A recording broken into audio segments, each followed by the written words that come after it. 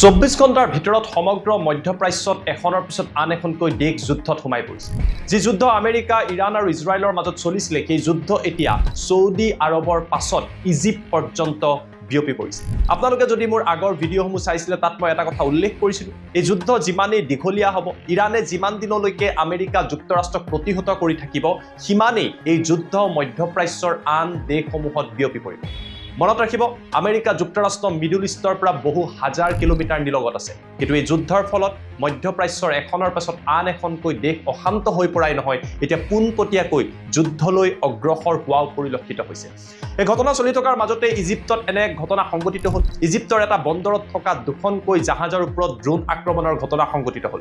স্বাভাৱিকতে প্ৰশ্ন উত্থাপিত হৈছে যে ইজিপ্তেও এই যুদ্ধত প্ৰৱেশ কৰিব নেকি? এই ড্ৰোন আক্ৰমণ কোনে সংঘটিত কৰিছে সেয়া এতিয়ালৈকে জানিব পৰা হোৱা নাই, কিন্তু ইজিপ্তত হোৱা ড্ৰোন আক্ৰমণৰ ফলত এখন আমেৰিকান যি তেওঁলোকৰ গেছ টেংকাৰ আছে তাত ক্ষতিগ্ৰস্ত হৈছে আৰু আন এখন জাহাজ ক্ষতিগ্ৰস্ত হোৱা বুলি জানিব পৰা গৈছে। অৰ্থাৎ বিগত 24 ঘণ্টাত প্ৰথমতে সৌদি আৰবে ইৰাকৰ কেইবাটাও প্ৰান্তত আমেৰিকাৰ সহযোগত আক্ৰমণ কৰে আৰু এতিয়া নতুনকৈ ইজিপ্তৰ বন্দৰত ড্ৰোনৰ জৰিয়তে লক্ষ্য কৰি লোৱা হৈছে। এইদৰে বিগত 24 ঘণ্টাত এখনৰ পাছত আন এখনকৈ দেশে যুদ্ধত প্ৰৱেশ কৰিছে।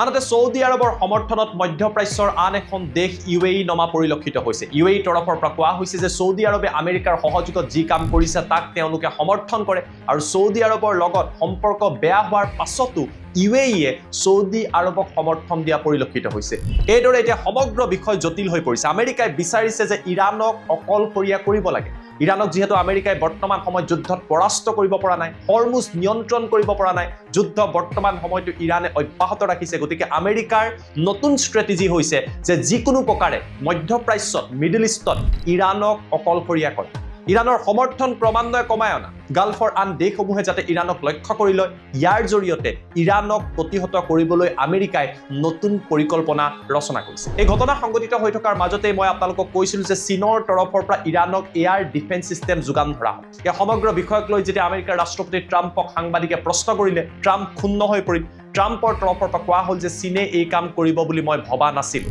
অৰ্থাৎ ক'ৰবাত নহয় ক'ৰবাত চীন আৰু ৰাছিয়াই প্ৰত্যক্ষভাৱে ইৰাণক সহায় কৰাৰ লগে লগেই আমেৰিকাৰ ওপৰত হেঁচা বৃদ্ধি পাইছে আৰু তাৰ বাবেই আমেৰিকাই বিচাৰিছে সৌদি আৰব, UAE, ইজিপ্তৰ পৰা আৰম্ভ কৰি প্ৰতিখন দেশেই যাতে ইৰাণক অকলশৰীয়া কৰে আৰু প্ৰয়োজনত আমেৰিকাৰ সহযোগত ইৰাণৰ ওপৰত আক্ৰমণৰ ঘটনা সংঘটিত কৰে। এইদৰে বিগত 24 ঘণ্টাত সমগ্ৰ যুদ্ধৰ প্ৰেক্ষাপট সলনি হৈছে, ইৰাণৰ ওপৰত হেঁচা দিয়াৰ চেষ্টা কৰিছে। তাৰ মাজতেই চৰ্চা চলিছে, ইৰাণৰ সংবাদ মাধ্যম প্ৰেছ টিভিয়ে দাবী কৰিছে যে আমেৰিকাক সহায় কৰিবলৈ এইবাৰ জাৰ্মানী আৰু ফ্ৰান্স তেওঁলোকৰ এয়াৰফ'ৰ্চো নামি পৰা পৰিলক্ষিত হৈছে, কিয়নো আমেৰিকাই ইৰাণৰ মিছাইলৰ আগত তিষ্ঠি থাকিব পৰা নাই। এতিয়া প্ৰশ্ন উত্থাপিত হৈছে, যদি এখনৰ পিছত আন এখনকৈ দেশে এতিয়া পোনপটীয়াকৈ যুদ্ধত প্ৰৱেশ কৰে, তেতিয়াহ'লে এই যুদ্ধ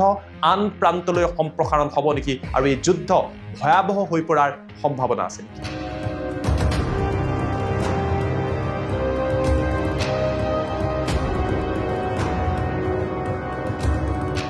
নমস্কাৰ, মই জ্যোতিদীপ বৈশ্য।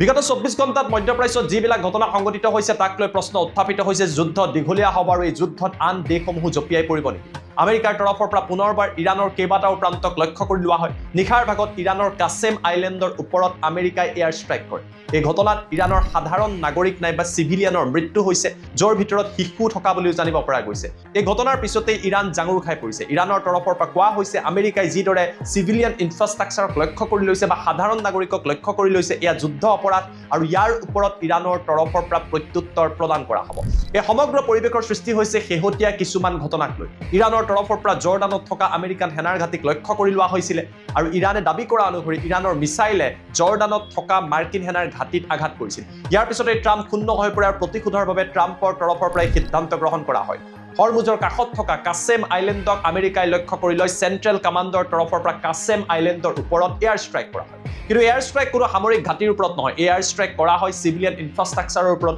যাক লৈ ইৰাণত ব্যাপক প্ৰতিক্ৰিয়া আৰু ক্ষোভৰ সৃষ্টি হোৱা পৰিলক্ষিত হৈছে আৰু ইৰাণে কৈছে যে ইয়াৰ প্ৰত্যুত্তৰ আমি একে ভাষাৰে আমেৰিকান সেনাৰ ঘাটিৰ ওপৰত প্ৰদান কৰিম। ইয়াৰ অৰ্থ কি? ইয়াৰ অৰ্থ হৈছে মধ্যপ্ৰাচ্যত থকা যিবিলাক আমেৰিকান সেনাৰ ঘাটি আছে, যিবিলাক এয়াৰ বেছ আছে, তাক ইৰাণে আজি নিশাৰ ভাগত পুনৰবাৰ লক্ষ্য কৰি ল'ব। ইয়াৰ ফলত এই দেশসমূহত উত্তেজনা বৃদ্ধি পাব। ইতিমধ্যে সৌদি আৰব আৰু আমেৰিকাই একত্ৰিত হৈছে আৰু একত্ৰিত হোৱাৰ জৰিয়তে ইৰাকত থকা ইৰাণ সমৰ্থিত বিদ্ৰোহীৰ ওপৰত এয়াৰ ষ্ট্ৰাইক কৰিছে এই ঘটনাত ইৰাণ ৰিভলিউচনাৰী গাৰ্ডৰ 4 গৰাকীকৈ সৈনিকৰ মৃত্যু হোৱা বুলিও ইৰাণৰ তৰফৰ পৰা প্ৰকাশ কৰা হৈছে ইৰাণে কৈছে যে সৌদি আৰবে ইৰাকত থকা ইৰানিয়ান সকলৰ ওপৰত যি ঘটনা সংঘটিত কৰিলে সেই কথা কেতিয়াও গ্ৰহণযোগ্য নহয় আৰু ইয়াৰ প্ৰত্যুত্তৰ সৌদি আৰবক প্ৰদান কৰা হ'ব অৰ্থাৎ যি যুদ্ধ প্ৰথম অৱস্থাত আমেৰিকা ইজৰাইল ইৰাণৰ মাজত চলি আছিল সেই যুদ্ধত এতিয়া প্ৰত্যক্ষভাৱে সৌদি আৰবে প্ৰৱেশ কৰিছে সৌদি আৰবে আমেৰিকাৰ পক্ষ লৈছে ইৰাণক অকলশৰীয়া কৰিব বিচাৰিছে ইউএইৰ তৰফৰ পৰা সৌদি আৰবক সমৰ্থন কৰা হৈছে আৰু বহুতে ক'ব বিচাৰিছে যে আমেৰিকাই এই দেশসমূহক হেঁচা প্ৰয়োগ কৰিছে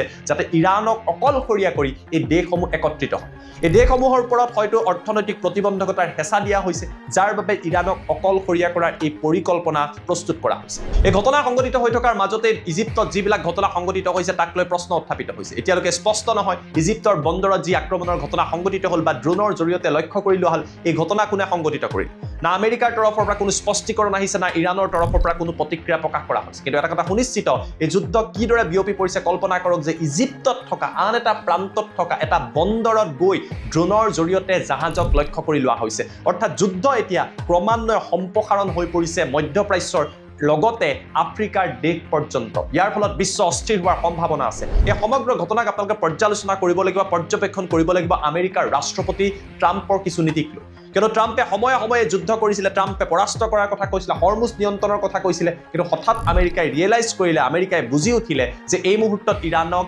বলে তেওঁলোকে যুদ্ধত পৰাস্ত কৰিব পৰা নাই সেইবাবে ট্ৰাম্পৰ তৰফৰ পৰা এই নীতি লোৱা হৈছে আমেৰিকাৰ তৰফৰ পৰা নীতি লোৱা হৈছে যে ইৰাণক অকলশৰীয়া কৰিব লাগে যাৰ জৰিয়তে ইৰাণ নিশকতীয়া হৈ পৰে বা ইৰাণৰ শক্তি কমি আহে ইফালে ইৰাণৰ তৰফৰ পৰা নিক্ষেপ কৰা মিছাইলে প্ৰৱেশ কৰিছে কাটাৰ বেহৰিন জৰ্ডানকে আৰম্ভ কৰি কেইবাখনো দেশত কুৱেটত থকা কেইবাটাও প্ৰান্তত এইসমূহ মিছাইলে আঘাত কৰা বুলিও জানিব পৰা গৈছে অৰ্থাৎ ইৰাণৰ তৰফৰ পৰা স্পষ্টভাৱে কোৱা হৈছে এই দেশসমূহে যেতিয়ালৈকে আমেৰিকাক সমৰ্থন কৰি থাকিব তেতিয়ালৈকে ইৰাণে ইয়াৰ প্ৰত্যুত্তৰ দি থাকিব এই উত্তেজনা আন এটা কাৰণত বৃদ্ধি পাইছে আৰু সেই কাৰণটো হৈছে যে ইৰাণক প্ৰত্যক্ষভাৱে সহায় কৰিছে ৰাছিয়া আৰু চীনে এছচিঅ সামিট যি কিৰ্গিস্তানত অনুষ্ঠিত হৈছিল তাৰ পাছতে প্ৰেক্ষাপট সলনি হৈছে চীনৰ তৰফৰ পৰা এয়াৰ ডিফেন্স সিস্টেম প্ৰায় 60 পৰা 70 মিলিয়ন ডলাৰৰ এয়াৰ ডিফেন্স সিস্টেম ইৰাণক প্ৰদান কৰা হ'ব আৰু এই সমগ্ৰ ঘটনাক লৈ এই বাতৰিক লৈ যেতিয়া আমেৰিকাৰ ৰাষ্ট্ৰপতি ট্ৰাম্পক হোৱাইট হাউচত সাংবাদিকে প্ৰশ্ন কৰিলে ট্ৰাম্পে ক'লে যে মই জিনপিঙৰ সৈতে কথা পাতিছিলো চীনে আমাক কথা দিছিল এই যুদ্ধত তেওঁলোকে প্ৰৱেশ নকৰে বা অস্ত্ৰ শস্ত্ৰ যোগান নধৰে কিন্তু ইৰাণক যিদৰে চীনে সহায় কৰাৰ খবৰ আহিছে এই কথা কেতিয়াও গ্ৰহণযোগ্য হ'ব নোৱাৰে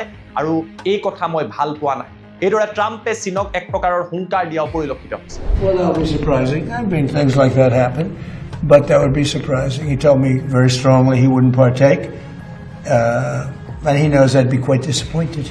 এয়া আছিলে ট্ৰাম্পৰ মন্তব্য কিন্তু এটা কথা সুনিশ্চিত যে আমেৰিকা আৰু ট্ৰাম্পৰ কথা চীনে বৰ বিশেষ গুৰুত্ব আগতেও দিয়া নাই বৰ্তমান সময়তো দিয়া নাই চীন আৰু ইৰাণৰ মাজত যথেষ্ট ভাল সম্পৰ্ক আছে আৰু সমগ্ৰ মধ্যপ্ৰাচ্যত যিহেতু আমেৰিকাৰ প্ৰতিপত্তি বৃদ্ধি পাইছে তাক প্ৰতিহত কৰিবলৈ চীনে ইৰাণক বন্ধু হিচাপে বাছি লৈছে ৰাছিয়াৰ তৰফৰ পৰা সময়ে সময়ে ইৰাণক ইণ্টেলিজেন্স যোগান ধৰা হৈছে স্যাটেলাইটৰ তথ্য দিয়াৰ বিভিন্ন সময়ত আমেৰিকাই অভিযোগ উত্থাপন কৰে অস্ত্ৰ শস্ত্ৰ প্ৰদান কৰা হৈছে অৰ্থাৎ ৰাছিয়াও ইৰাণৰ পক্ষত আছে যেতিয়া দুখন মহাশক্তি চীন আৰু ৰাছিয়া ইৰাণৰ পক্ষে থিয় দিছে ইয়াৰ বাবে এই যুদ্ধ অধিক প্ৰত্যাহ্বানৰ সন্মুখীন হৈছে আমেৰিকাৰ ৰাষ্ট্ৰপতি ডোনাল্ড ট্ৰাম্প